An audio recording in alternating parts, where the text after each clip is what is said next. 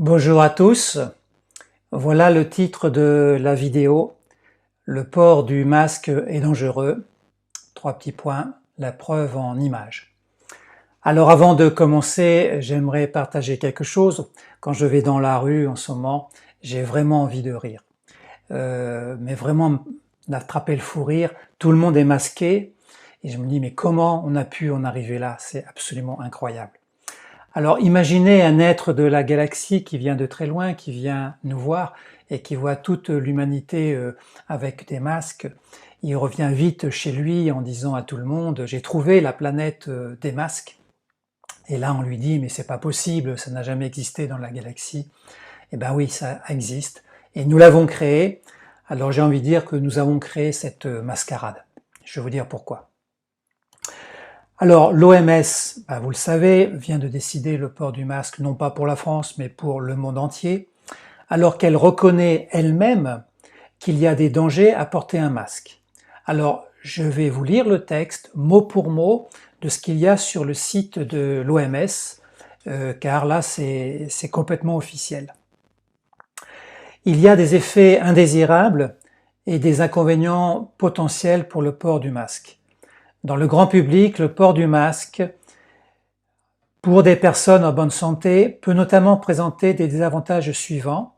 Risque potentiellement accru d'autocontamination, dû au fait de manipuler un masque facial puis de se toucher les yeux avec des mains contaminées. Avec un mal de tête, des difficultés respiratoires, des liaisons cutanées faciales, des dermites irritatives, une fausse impression de sécurité et des difficultés pour les personnes qui sont âgées, atteintes de déficiences cognitives, les asthmatiques ou les personnes souffrant d'affections respiratoires chroniques. Voilà ce qui a marqué tel quel sur le site de l'OMS. Alors, je fais référence à mon ami Michel Donia, qui est naturopathe, qui a examiné plus en détail certains chiffres intéressants, notamment la taille des virus. Alors il nous dit que dans 1 mètre cube d'air, il y a entre 900 000 et 11 millions de bactéries et 2 à 40 millions de virus. Dans le grand public, on s'imagine qu'il y a quelques virus, quelques bactéries, mais c'est pas du tout ça. Ça se compte en millions. Et du coup, nous respirons toutes les minutes environ 200 000 virus. 200 000. Alors bien sûr avec tout type de virus. Alors ce qu'on appelle microbes, ce sont des organismes qui sont vus par microscope. Alors il y a des bactéries, il y a des virus, il y a des algues, il y a des champignons. Pour ce qui est des bactéries, il y a les bonnes bactéries et les mauvaises. Les bonnes, elles sont dans votre intestin, et on en a des milliers, et heureusement, ça nous aide à digérer. Et les mauvaises qui nous donnent des maladies comme la peste. La taille d'une bactérie, c'est 1 micron, c'est-à-dire à peu près 50 fois plus fin qu'un cheveu. Pour ce qui est des virus, il faut savoir que ce sont des capsules donc en protéines avec un brin de matériel génétique à l'intérieur. Alors souvent, les virus viennent d'excrétion de cellules intoxiquées. En fait, nos cellules sont empoisonnées et à un moment donné, il y a libération d'un virus. Donc le virus ne cause pas la maladie, mais est le résultat de notre toxicité dans notre corps. Alors bien sûr, il y a d'autres types de virus qui sont à l'origine de la grippe, du sida, de la poliomyélite, de la variole. Alors les virus sont encore plus petits que les bactéries et font 0,02 microns. Alors ce qui est intéressant, c'est que nous avons regardé aussi nos masques, et les masques sont faits bien sûr de petites mailles à travers le tissu, et la petite taille d'une maille, c'est environ 3 microns. Voilà. Et on ne sait pas faire moins. Alors c'est intéressant, vous divisez donc 3 microns par 0,02 microns pour le Covid, et vous arrivez à 150. Ça veut dire que dans une maille, vous pouvez mettre 150 Covid côte à côte. C'est pas 1, c'est 150. Et bien sûr, la maille est carrée. Donc vous faites 150 fois 150 et vous arrivez à 22 000 Covid dans une maille. Voilà. Donc c'est bien de regarder un peu les tailles et voir ce qui se passe. Donc il peut y avoir 22 000 Covid qui passent la maille, et bien sûr il y a des milliers et des milliers de mailles dans votre masque. Ça veut dire que la protection est illusoire et que nous avons une véritable passoire à virus et que nous récupérons les virus. Le seul avantage des masques, c'est de nous protéger donc des postillons et des éternuements. Voilà, pour la personne qui est à côté de nous. Ça, ok, il y a une protection réelle. Mais par rapport au virus, ce n'est pas une protection réelle. C'est bien de le savoir. En plus, nous respirons moins d'oxygène, puisque nous sommes un peu étouffés, donc 20% d'oxygène en moins, et le gaz carbonique qu'on expulse, on l'inère à nouveau. Donc du coup, on a une saturation de gaz carbonique qui est supérieure d'ailleurs au seuil tolérable.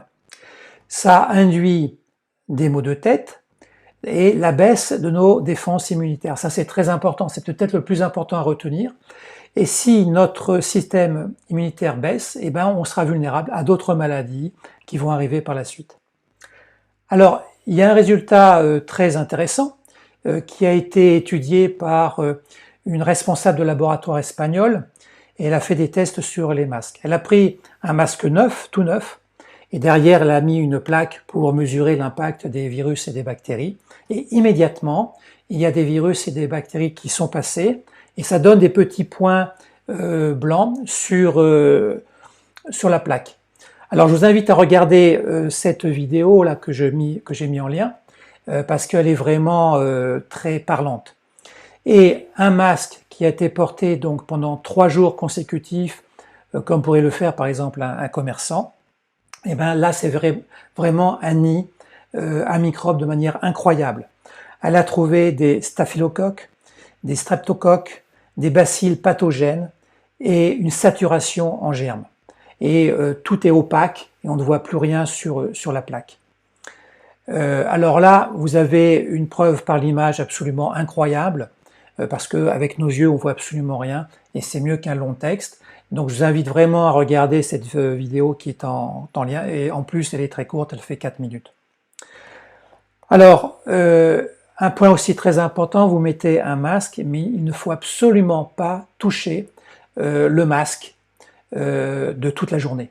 Voilà. Parce qu'il y a un protocole à respecter, alors que quand je me promène dans les magasins, les personnes ajustent le masque en permanence, on se gratte un petit peu par réflexe, le masque, une fois qu'on sort du magasin, on le plie, on le met dans le sac, on le plie n'importe comment, il est accroché au rétroviseur de la voiture, un grand classique, il est posé sur un meuble, enfin disons qu'il n'y a aucun protocole qui est suivi, et ce protocole est important.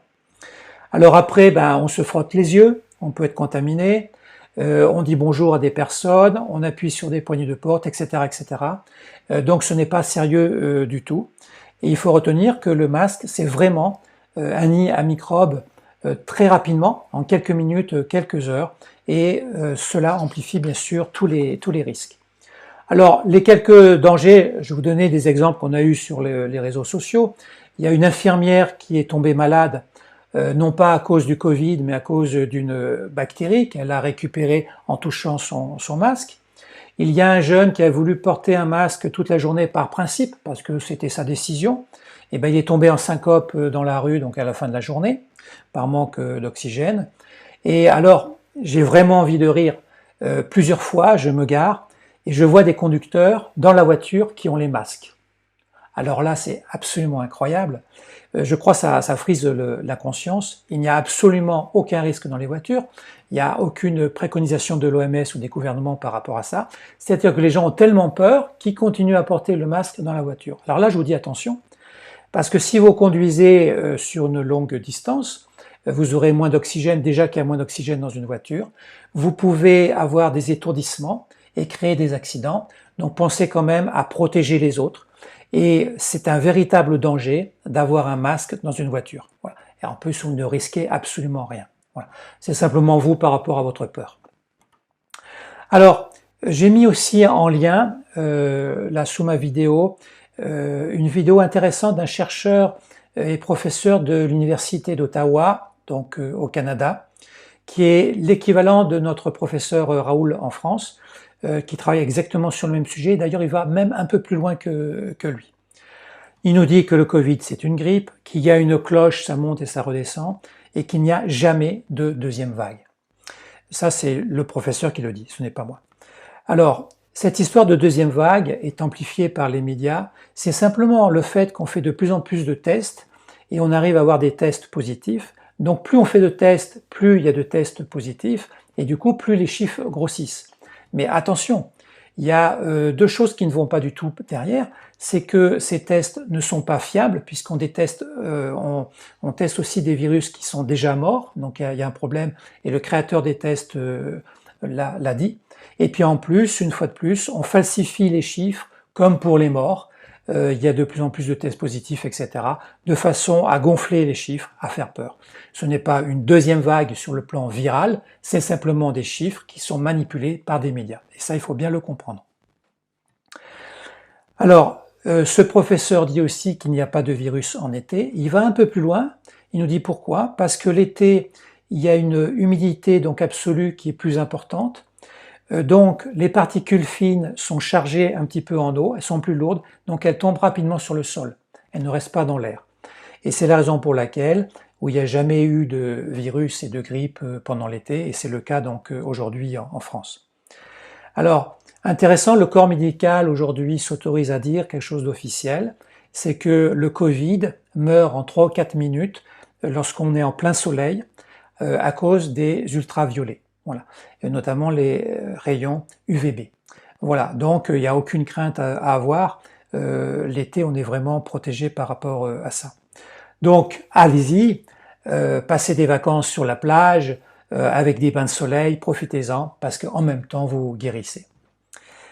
Alors, lorsqu'on parle de masque, il faut un protocole, et ce professeur insiste là-dessus, c'est indispensable, sinon ça ne sert à rien de porter un masque. La seule personne qui est consciente de ça, ce sont les personnes dans les hôpitaux, les chirurgiens. Donc pour le grand public, il ne faut jamais toucher le masque. Si vous touchez, vous récupérez les bactéries et les virus qui sont sur le masque. Il faut jeter régulièrement le masque. Et puis arrêter de plier un masque n'importe comment pour le récupérer le lendemain, ça ne sert absolument à rien. Alors je vous invite à regarder la minute 10.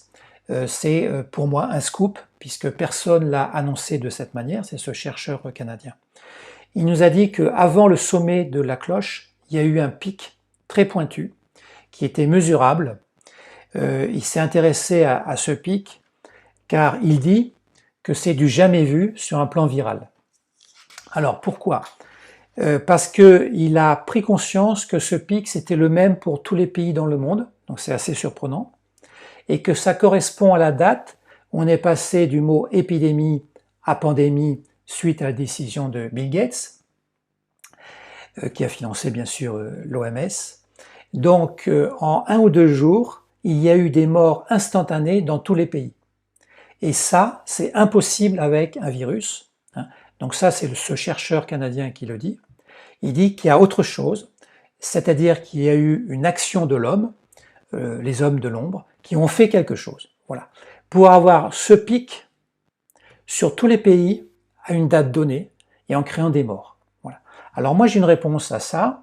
Je vous laisse chercher pour les personnes qui ont regardé un peu les vidéos alternatives. Je ne vais pas le dire aujourd'hui de manière voulue parce que les gens ne vont pas forcément me croire. Donc j'attends des preuves scientifiques là-dessus, je pense qu'on en aura prochainement. Mais ce pic est très intéressant, c'est une manipulation humaine et ça n'a rien à voir avec le virus. Alors après, un triste constat, vous avez vu sur les réseaux sociaux qu'il y a des personnes qui rentrent en conflit entre ceux qui ont les masques, ceux qui n'ont pas les masques, même des conflits violents et physiques, des agressions. Ça c'est vraiment très dommage. Alors je vous renvoie à une vidéo que j'ai mis en lien d'Isabelle Padovani, qui est professeure en CNV, c'est-à-dire en communication non violente, et elle fait une remarque tout à fait pertinente en disant que tout le monde, l'être humain, a des peurs, mais on n'a pas les mêmes peurs. Les personnes qui portent un masque ont peur d'attraper le Covid, ont peur de tomber malade, ont peur de mourir. Voilà, c'est les peurs donc pour ces personnes-là. Et à l'inverse, les personnes qui ne portent pas de masque ont peur de ne plus être libres, ont peur de devenir esclaves et ont peur d'être manipulées. Voilà. Donc en fait, ce sont des personnes qui sont face à face, qui ont chacune leur peur. Donc elles nous invitent vraiment donc, à reconnaître la peur de l'autre et puis à l'aider à dépasser dans sa peur. Et il n'y a pas à rentrer en conflit en disant j'ai raison, tu as tort, etc. C'est simplement des identifications de peur. Cette approche me paraît intéressante. Alors moi j'ai envie de rajouter quelque chose, c'est ne vous trompez pas de cible, parce qu'aujourd'hui, ben voilà, le peuple s'oppose au peuple, alors que on devrait s'opposer à nos élites et aux hommes de l'ombre qui nous manipulent. Et je vous rappelle quand même l'adage bien connu, diviser pour mieux régner. Et là-haut, il ne demande que ça. Si effectivement on rentre en conflit, ben, on rentre dans la division. Donc une fois de plus, on est manipulable. Alors la grande conclusion de ça, mais je ne suis pas le seul à le dire, il y a plein de lanceurs d'alerte aujourd'hui qui le disent, le port du masque n'est pas une mesure sanitaire, c'est une mesure politique. Simplement pour maintenir la peur dans le peuple, voilà, de façon à pouvoir le manipuler jusqu'au bout, jusqu'au vaccin et le reste, parce qu'il y a aussi des choses après qui sont prévues. Et j'ai envie de vous dire aussi que l'esclave a le visage masqué, il est donc soumis. L'esclave a le visage masqué, il est donc soumis. Pensez à cette phrase-là, parce qu'on est tous concernés par ça. Alors bien sûr, il y a des manifestations dans différents pays, le Québec, Londres et d'autres villes. Alors avant de terminer, j'aimerais annoncer 2 bonnes nouvelles, parce que c'est quand même important de voir les bonnes nouvelles, le côté positif, parce que tout est trop visible et tout éclate à la figure aujourd'hui. Trump, aux États-Unis, a pris la décision d'analyser les résultats des tests de manière plus fine, avec des preuves, etc. Donc il rentre dans cette démarche-là. Et qu'est-ce qui se passe? Eh bien, on lui dit que finalement, les tests positifs, il n'y a pas tant que ça, il faut corriger les chiffres. Intéressant, pourquoi corriger les chiffres? Parce qu'ils se sont trompés. Les organismes qui mettent en place les tests se sont trompés. Voilà. Alors ça s'est passé il y a 2-3 jours aux États-Unis. Bien sûr, c'est pas vu à la télévision française. Donc ça veut dire qu'on va devoir revoir tous les chiffres à la baisse, comme pour le nombre de morts, et que finalement, il n'y a rien de grave. Alors ça, c'est la première bonne nouvelle. La deuxième, ça touche la France, ça date il y a 2-3 jours, donc je vous mets aussi un lien sous la vidéo. C'est un avocat, Maître Brussat, qui est président de l'association Réaction 19, qui a creusé le sujet juridique. Et aujourd'hui, la contravention en France, en cas de non-port de masque, est illégale. Voilà. Pourquoi? Parce que le décret qui a été posé a été mal formulé sur des termes juridiques. Alors, il donne au moins 3 raisons, avec bien sûr les termes juridiques, et il nous dit que nous n'avons pas à payer de contravention par rapport à ça. Bien sûr, les gendarmes et la police n'est pas au courant de ça, donc il nous invite, et là, il nous fait un cadeau. En bas de la vidéo, vous avez un PDF. Je vous invite à imprimer le PDF, à le mettre dans votre sac, et quand vous rencontrez un gendarme, un policier, ou allez carrément au commissariat, vous dites « Regardez, vous êtes en train de poser des contraventions alors que c'est illégal. » Voilà. Histoire de faire réfléchir aussi nos policiers. Voyez. Alors, merci à cet avocat qui est monté au créneau. Tout est sur la vidéo et vous avez son PDF que je vous invite à imprimer. Ça, c'est la deuxième bonne nouvelle pour la France. Alors, en résumé, j'ai envie de dire, les masques sont dangereux, méfiez-vous. Ils font plus de mal que de bien parce qu'ils sont mal gérés. Et puis c'est une mesure strictement politique, alors arrêtez d'avoir peur s'il vous plaît, et puis essayez de prendre la vie peut-être de manière plus décontractée. Enfin, je vous invite en tout cas à ça. Merci à vous, je vous dis à bientôt pour une autre vidéo parce que nous avons beaucoup de sujets à traiter, et je pense que je vais traiter prochainement le sujet des États-Unis pour vous dire ce qui se passe là-bas, parce que bien sûr, tout est censuré en France. Alors je vous dis à bientôt, et pensez à ce que les masques sont un danger pour vous. Merci à vous. Au revoir.